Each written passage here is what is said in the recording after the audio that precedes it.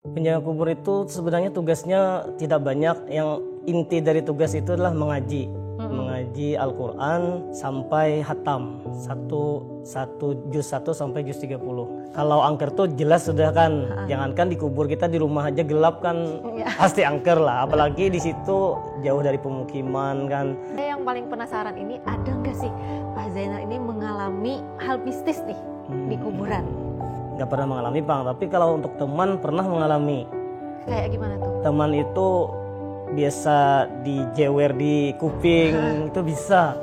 Banyak sekali kalau bisa saya petik. Pertama dulu mengingatkan kita kepada kematian kan. Dan kedua mengingatkan kita supaya ini loh tempat kita terakhir. Sebanyak-banyaknya kita punya harta, punya rumah, punya mobil, yang dibawa cuma kain kapan di dalam kubur.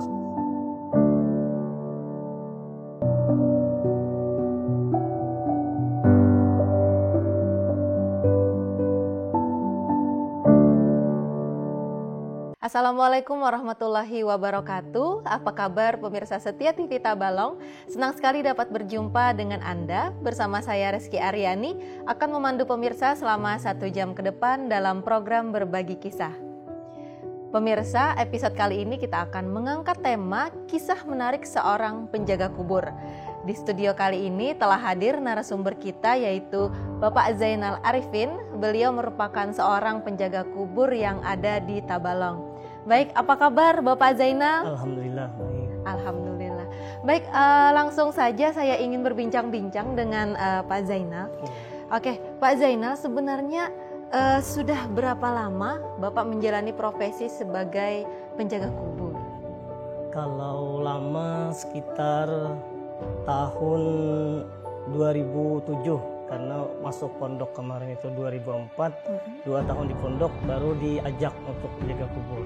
Jadi sekitar tahun 2007 masuk mulai jaga kubur. Di usia berapa itu ya Bapak? Di usia hampir 20-an itu, masih 20. Jadi pengalaman di usia muda sudah diajak ya? Iya, sudah diajak. Oke. Kenapa nih jadi terpikir untuk ikut dan terlibat menjalani profesi sebagai penjaga kubur? Kalau untuk terpikir seperti sengaja itu tidak, tapi karena diajak oleh kakak kelas dan para guru di pondok itu, jadi ikut aja kita. Diajak-ajak kan untuk jaga kubur, jadi ikut. Kalau kepikiran untuk yang kenapa-kenapanya memang nggak terbayang, nggak terlintas gitu. Cuma karena diajak oleh senior, kakak kelas sama para guru di sana, ya ikut aja kayak gitu. Ya, karena memang penjaga kubur ini kerjaan yang mulia ya Pak. Iya, gitu kan. Mengabulkan hajat orang kan gitu. Iya. Tadi kan seperti yang Bapak bilang backgroundnya pesantren ya. Berapa lama Bapak menjalani pendidikan di pesantren? Saya masuk pesantren itu sekitar tahun 2004. 2004. Lulusnya 2009. Jadi 5 tahun di pondok pesantren. Itu waktu di pesantren itu setara dengan MTS berarti ya? Iya, MTS sama ulia sekalian. Kuliah sampai kuliah berarti di situ ya? Ulia itu aliyah. Oh, ulia. Ulia itu aliyah. Kalau bahasa Arabnya ulia, tapi kalau kita biasa di luar itu aliyah. Ada wusta, kalau wusta itu tingkat MTS, kalau ulia tingkat aliyah. Setara SMA berarti. Iya, setara SMA. Jadi di pesantren menempuh pendidikan MTS, kemudian MTS, ke aliyah. Ke aliyah seperti itu. Tapi selama menjalani profesi ini sebenarnya apa sih tugas-tugas yang dijalankan nih sama penjaga kubur? Penjaga kubur itu sebenarnya tugasnya tidak banyak. Yang inti dari tugas itu adalah mengaji. Mengaji Al-Quran sampai hatam. Juz 1 sampai juz 30 hatam Al-Quran. Dari juz 1 sampai juz 30. Hatam lah. Jadi yang dibaca tadi dari semua surah-surah yang ada di satu Al-Quran. Satu Al-Quran. Selain itu ada bacaan lain? Itu nanti setelah itu baru ada kayak tahlilan. Setelah menamatkan Al-Quran itu baru nanti ada tahlilannya apa segalanya itu baru. Cuma dari tugas pertamanya dulu yang intinya untuk menghatamkan Al-Quran dulu. Gitu. Oke. Belajar untuk profesi ini sendiri selain dari ajakan senior atau ada dari lain belajarnya? Kalau tempat untuk lain? belajar memang tidak ada pembelajaran ya, autodidak aja karena pokoknya kalau menjaga kubur ini cuma cukup 2 aja bang syaratnya. Pertama mengaji kita bagus dan lancar, kedua ada mentalnya gitu lah. Iya, itu dulu yang utama. Iya itu yang utama. Kalau itu ada sudah insya Allah itu bisa aja gitu. Nggak perlu kita belajar apa segalanya. Yang penting mengaji lancar, ada mental, insya Allah bisa aja. Karena mungkin tidak semua lulusan pesantren bisa ya Pak yang Iya. menjalani profesi ini. Tidak semua lah. Yang penting ada mental beraninya ya. Iya ada mental beraninya. Oke, tapi tujuan dari keluarga keluarga atau kerabat yang meninggal itu mengundang penjaga kubur sendiri itu apa tujuannya? Itu satu dulu yang jelas untuk supaya almarhum yang meninggal dunia itu mendapat rahmat dari Allah Subhanahu wa taala. Karena kan kita tahu bahwa firman Allah Subhanahu wa taala, "Iza quri'al Qur'an fastami'ulah la'allakum turhamun." Apabila dibacakan Al-Qur'an, maka pasti engkau akan dirahmati oleh Allah Subhanahu wa taala. Nah, jadi tujuan utama para orang memanggil penjaga kubur ini supaya yang di almarhumah ini mendapat rahmat karena dibacakan Al-Quran di atasnya itu. Yang kedua, dalam hadis juga dijelaskan bahwa kalau mayit itu yang paling pertama kali dia sedih, yang paling membuat dia sangat bersedih itu ketika masuk ke alam kubur. Karena kan kalau dia meninggal masih banyak orang bertakziah. Kalau dimandikan masih ada keluarga yang melihat, ikut memandikan. Kalau disalatkan kan masih banyak orang. Tapi kalau sudah dimakamkan itu cuma sendiri dia. Nah di situ mayat tuh paling sedih di situ karena ditinggalkan sendiri di alam kubur. Dan maka dari itu Rasulullah menganjurkan agar supaya orang yang meninggal itu tadi menghilangkan kesedihannya harus dikirimi hadiah atau ahli warisnya itu bersedekah. Nah makanya itu biasanya kita diadakan ada nurun tanah itu niatnya menyedekahkan kepada almarhum supaya tidak sedih di alam kuburnya, dan juga dibacakan Al-Quran kayak di penjaga kubur diperintahkan jaga Quran, kemudian diadakan tahlilan di rumah dan dianjurkan juga bersedekah ahli waris untuk si almarhum tadi supaya tidak sedih lagi di alam kuburnya itu. Iya, karena kalau sudah di alam kubur tidak siapa-siapa Siapa lagi yang menolong. diharap, iya itu kayak gitu sendiri dia. Jadi itu yang membuat dia sedih. Jadi dengan pahala tersebut, dengan kiriman almarhum tersebut, dia tenang, dia tidak tenang, ada sedihnya lagi kayak itu. Karena amal itulah yang menjadi temannya di alam kubur tersebut. Iya.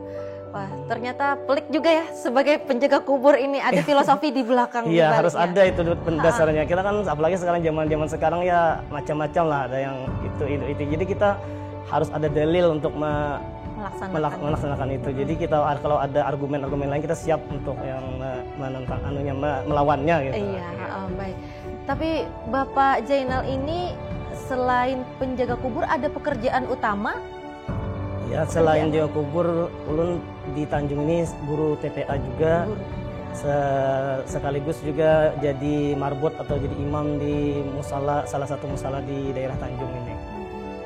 Jadi mengajar anak-anak mengaji. Iya, mengaji sambil mengimami di musala, di musala. Mengisi musala. Di mana tepatnya itu Pak? Di Tanjung Tengah RT 12B. Oke, di Tanjung Tengah ya, dekat arah SMP sana sampai iya, 1. Dekat SMP 1. Kalau untuk menjaga kubur sendiri Pak, Bapak biasanya sendiri atau ada teman yang lain? Berapa orang? Nah itu pasti punya teman, karena kita untuk menjaga kubur itu kan pasti ada lelahnya, ada istirahatnya. Jadi kalau kita sendiri pasti tidak bisa. Jadi kita biasanya bawa teman, biasanya bisa bertiga, bisa berempat, tergantung permintaan tuan rumah biasanya. Paling sedikit bertiga? Itu bertiga minimal, karena kalau berdua masih kurang mampu lah, kurang pas, kurang mampu untuk handle untuk istirahatnya, apa segalanya. Kalau minimal bertiga kan bisa di rolling gitu, nah yang istirahat, ya yang bergantian lah gitu. Dan itu biasanya menjaga kubur itu berapa hari waktunya di sana? Kalau menjaga kubur rata-rata itu 3 hari, tapi kalau kami ada yang bisa 7 hari, ada yang 21 hari, ada yang 15 hari, bahkan ada yang 100 hari. Iya, kami dulu pernah di Amunta itu yang di Lampihung itu jaga 100 hari itu almarhum Bapak Fahrudin, Bupati Amunta yang meninggal. Itu 100 hari jaganya. 100 hari itu berarti kalau sudah hatam nanti Hatam ulang lagi dari ulang awal. lagi. Jadi 3 hari masuk hatam Quran, keluar ganti, nanti masuk lagi 3 hari hatam lagi. Pokoknya 3 hari hatam sampai 100 hari. Sampai 100 hari. Itu orangnya pun lebih banyak berarti. Oh ya, orangnya nggak bisa 3 hari, tiga tiga orang orang. itu hampir banyak lah, puluhan orangnya gantian. Cuma 3 masuk, keluar masuk lagi 3, keluar masuk lagi 3 gantian, 3 orang kayak gitu. Iya, karena jumlah harinya tadi yang Iya, jumlah harinya terlalu banyak. Oke. Baik, pemirsa, kita akan lanjutkan obrolan kita mengenai hal mistis yang dialami Bapak Zainal. Tetap di program Berbagi Kisah.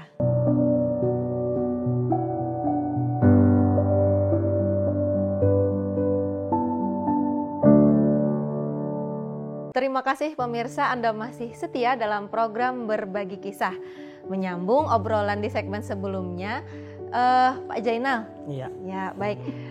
Gimana sih suasana saat malam menjaga kubur? Nah, biasanya kan kalau di kepala orang-orang awam mungkin ada perasaan angker, takut. Nah, kalau angker tuh jelas sudah kan, jangankan di kubur, kita di rumah aja gelap kan, pasti angker lah. Apalagi di situ jauh dari pemukiman kan, banyak suara-suara yang kayak burung apa segalanya, macam-macam lah suara didengarkan, gelap gulita itu pasti mencekram. Tapi bagi kita yang punya mental, yang bisa menahan rasa takut kita itu nggak jadi masalah gitu. Bisa diatasi lah. Bisa diatasi. Kalau penerangan sendiri ada pas malam di sana? Penerangan lampu misalnya? Ada, itu itu kan untuk wilayah di dalam aja penerangannya. Kalau kita misalnya keluar ada keperluan apa misalnya untuk kencing atau apa kan otomatis nggak ada penerangan, di dalam aja ada penerangan. Seram ya. Jadi gelap itu, gelap gulita di keliling itu gelap semuanya. Kalau malam itu kan ada tadi sebelumnya kan Bapak bilang ada 3 orang nih misalnya. Kalau yang malam itu yang ngaji gantian atau maksudnya istirahatnya kayak gimana? Gantian biasanya. Tapi kalau kami sebenarnya bagusnya berempat Bang, rata-rata itu paling bagus. Cuma kalau bertiga itu biasanya kalau dia berani 1 jaga berarti 2 istirahat. Tapi kalau dia nggak berani 1 jaga otomatis 1 tidur, 2 yang jaga. Nanti yang 1 nih dibangunin lagi, yang satunya tidur lagi, satunya tunggu dulu gilirannya tidur. Nah itu. Itu nggak boleh putus berarti ngajinya? Harus udah bisa putus kayak istirahat mau makan apa segalanya, tapi cuma dijaga, itu intinya dijaga. Oh ya, dijaga ini.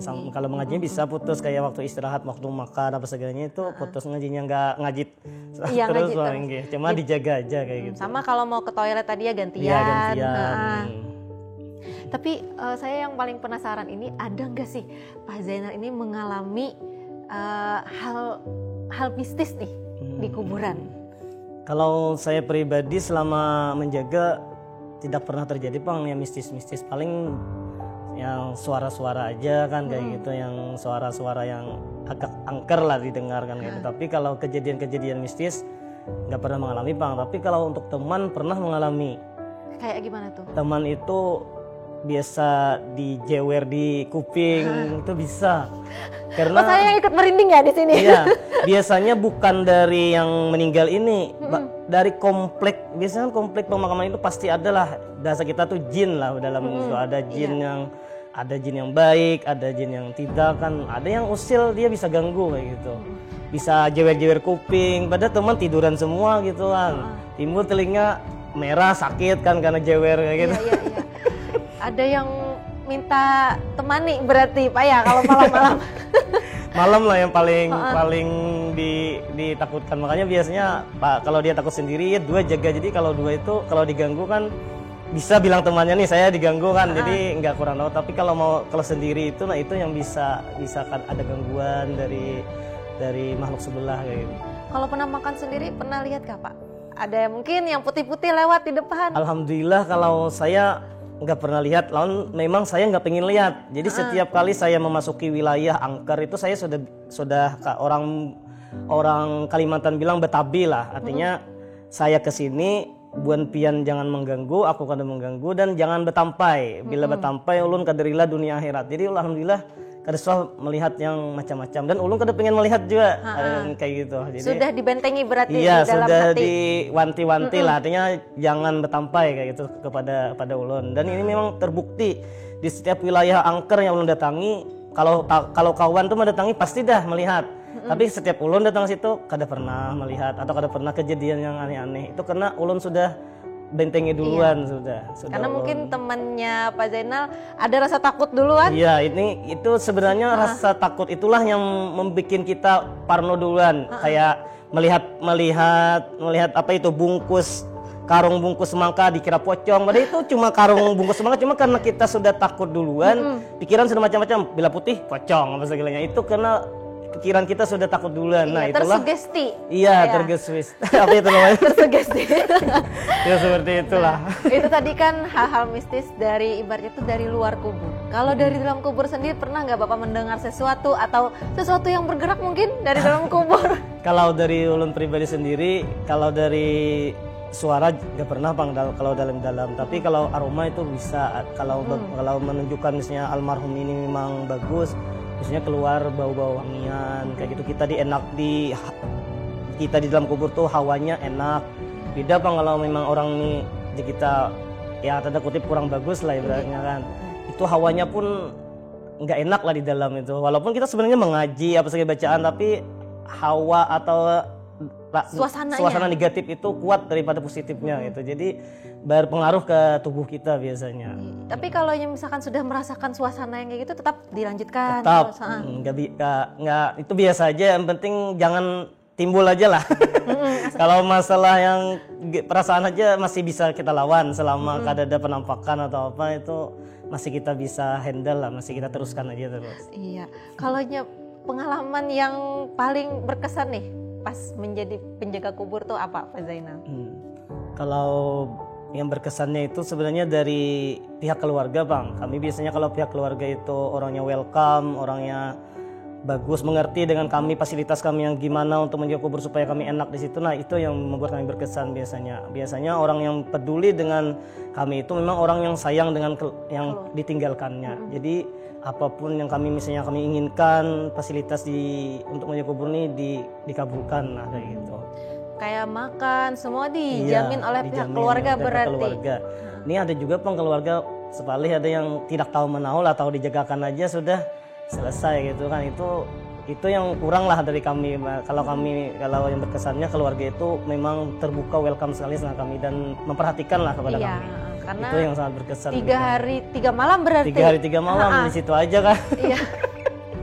Nggak pulang berarti 3 hari 3 malam. Pulang biasanya, kebetulan kan saya ini imam di Langgar. Jadi ketika masuk waktu itu saya keluar mengisi imam karena teman yang tidak ada kegiatan di luar tinggal di standby di makam. Nah, itu kalaunya lokasinya dekat dengan masjid musola tadi, Iya. Pak Zainal. Kalau yang paling jauh kemana nih?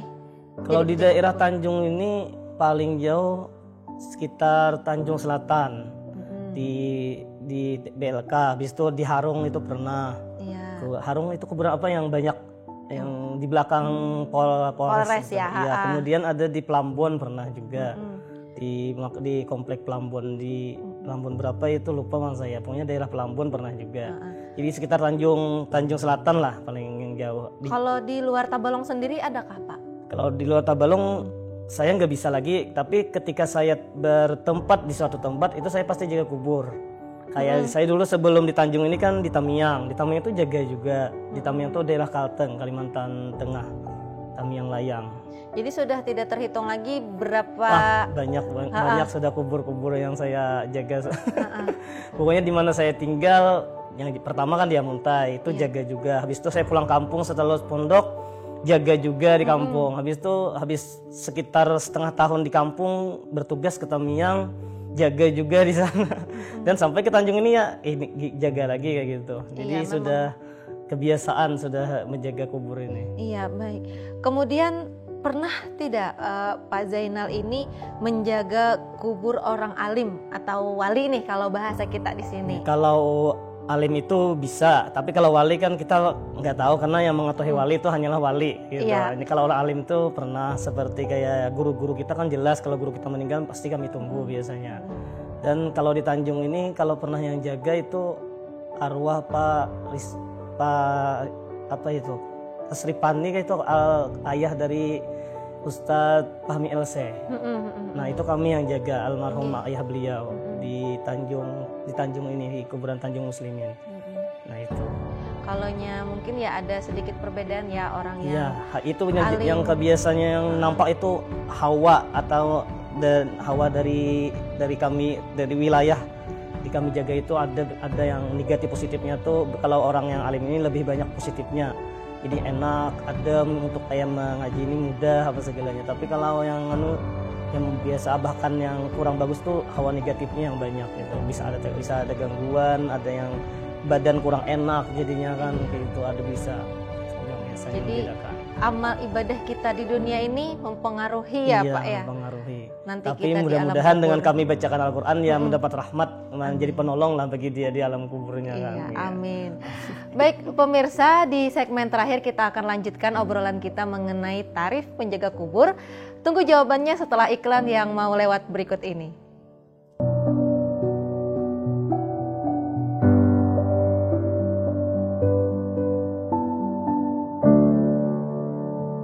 Baik pemirsa, kita sudah memasuki segmen terakhir. Nah, sebelumnya kan tadi saya udah kasih tahu bagaimana dan berapa nih, mau tahu tarif Bapak Zainal ini sebagai penjaga kubur.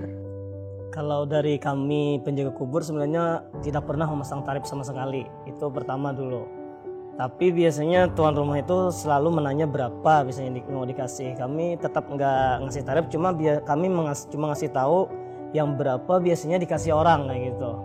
Kabarnya dari dikasih orang. Jadi rata mungkin untuk saat ini biasanya kami dikasih orang itu per orangnya 1 juta untuk per orangnya. Itu Jadi sudah 3 hari tadi ya? Iya 3 hari, misalnya 4 orang berarti tergantung orangnya berapa orang. Misalnya 3 orang berarti 3 juta, misalnya 4 orang berarti 4 juta. Itu tarifnya. Atau untuk biaya misalkan operasional atau makan misalnya di sana ada biaya tambahan Itu lain? tergantung dari yang keluarga yang meminta. Bila keluarga misalnya menjamu sendiri, kami nggak minta lagi untuk yang biaya tambahan. Tapi kalau misalnya orang ahli keluarga ini yang sibuk nggak bisa ngantar makanan atau menyiapkan makanan, biasanya mereka kami minta tambahan untuk kami konsumsi sehari-hari ketika jaga itu. Jadi biasanya diberi tambahan oleh keluarga. Kalau keluarga nggak bisa menjamu, biasanya dikasih lagi 1 juta untuk biaya konsumsi apa segalanya, yang perlengkapan untuk selama 3 hari di kubur itu. Itu per orang? Udah itu untuk keseluruhan sudah 1 juta itu. Jadi 1 juta untuk 1 orang ya Pak ya, biasanya seperti itu. Dikasih orang gitu. Ini nih Pak, kalaunya selama menjadi pekerja penjaga kubur nih, apa sih hal yang bisa Bapak petik? Banyak sekali kalau bisa saya petik. Pertama dulu mengingatkan kita kepada kematian kan. Dan kedua mengingatkan kita supaya ini loh tempat kita terakhir. Sebanyak-banyaknya kita punya harta, punya rumah, punya mobil, yang dibawa cuma kain kapan di dalam kubur. Dan itu pun gak luas tempat kita, cuma ukuran 2 meter kali setengah meter aja. Nah itu pembelajaran bagi kita supaya jangan terlalu terlena dengan dunia dan ingat-ingat akhirat. Karena tempat kita kembali itu adalah akhirat. Yang pertama, yang kedua, dengan menjaga kubur ini alhamdulillah kalau kita menjaga kubur pasti hatam dalam 3 hari Al-Quran. Kalau di luar itu ya awam lah 3 hari hafal Al-Quran. Bahkan 1 bulan 1 hatam itu kan cuma bulan puasa aja. Nah jadi itu hikmahnya kita Quran bisa kita baca sampai 3 hari itu bisa tamat. Kemudian kita mengambil pelajaran dari kubur, kita harus mempersiapkan akhirat kita. Dan yang kedua, kita bisa mengabulkan hajat orang lain. Dengan berkat kita mengabulkan hajat orang lain, insya Allah akan mengabulkan hajat kita baik dunia juga dan akhirat. Nah itu yang saya bisa petik. Banyak hal yang dipetik Pak ya dari pekerjaan mulia ini. Nah, dan yang terakhir Pak, harapan Bapak dengan pekerjaan Bapak saat ini? Kalau harapan kita untuk wilayah Tabalong ini mungkin belum banyaklah peminat untuk kubur itu dijaga. Beda dengan kami kayak di Amuntai itu hampir rata-rata selalu jaga. Karena mungkin kurang tahu fadilah dan keutamaannya tadi. Padahal sudah jelas tadi saya jelaskan yang di awal segmen bahwa gunanya kita itu dijaga kubur untuk pertama tadi supaya almarhum ini mendapat rahmat dari Allah Subhanahu wa taala. Bayangkan pian Al-Qur'an itu dibaca 3 orang 3 hatam, nggak kebayang. Al-Quran itu jumlahnya 30 juz, 114 ayat, dia 114 surah dan 6.666 ayat. Dan setiap ayat dan setiap huruf itu ketika kita membaca Al-Quran, satu huruf dibalas 10 kebaikan. Kali aja 10 kebaikan kali 6.666 itu baru ayatnya, bukan termasuk huruf. Bahkan satu ayat itu paling sedikit huruf satu, kayak seperti nun itu satu ayat, bisa alif lam mim 3 ayat, 3 huruf. Nah, jadi banyak sekali sebenarnya pahala yang berlimpah kita berikan kepada almarhumah kalau kita bertunggu kubur itu. Luar biasa pahala Al-Quran ini selalu mengalir kepada almarhum. Jadi itu menjadi penyenang hati bagi ahli kubur yang kita tunggu itu. Jadi kita sebagai keluarga senanglah karena melihat keluarga yang meninggal dunia ini bahagia juga di alam sana. Amin ya rabbal alamin. Semoga semakin banyak peminatnya nanti Pak ya untuk menjadi penjaga kubur. Kalau untuk tarif tadi ya seperti itu memang agak lumayan besar Bang, tapi apalah kita kalau untuk membalas keluarga kita yang telah membimbing kita kan dari kecil sampai besar, dari nol sampai sukses, apalah nilainya dibandingkan dengan yang mengeluarkan dari beliau mengasuh kita dari kecil sampai besar dan dari nol sampai sukses itu. Iya, betul sekali. Pemirsa, menarik sekali kisah-kisah yang telah Bapak Zainal sampaikan pada episode kali ini. Sayangnya obrolan kita kali ini sudah berakhir. Terima kasih sekali lagi kepada Bapak Zainal Arifin yang telah meluangkan waktunya di program Berbagi Kisah. Saya Reski Aryani beserta kru yang bertugas pamit undur diri. Tetap saksikan program Berbagi Kisah tayang setiap hari Minggu pukul 8 malam hanya di TV Tabalong dan YouTube program TV Tabalong. Akhir kata, wassalamualaikum warahmatullahi wabarakatuh.